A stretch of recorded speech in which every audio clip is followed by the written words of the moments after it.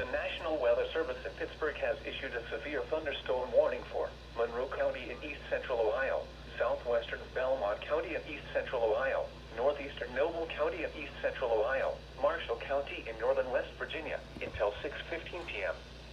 At 5:37 p.m., a severe thunderstorm was located 8 miles northwest of Woodsfield, moving southeast at 30 miles per hour. Hazard, wind gusts to 60 miles per hour and quarter-size hail. Source, radar. Impact, minor hail damage to vehicles is possible. Expect wind damage to trees and power lines, resulting in some power outages. Locations impacted include Woodsfield, Bealsville, Clarington, Louisville, Jerusalem, Wilson, Cameron, Antioch, Grayville, Batesville, Miltonsburg, Lowings. Move to an interior room on the lowest floor of a building. Please report severe weather by calling 412-262-1988, posting to the National Weather Service Pittsburgh Facebook page, or using Twitter at NWS Pittsburgh. 1 out of 1.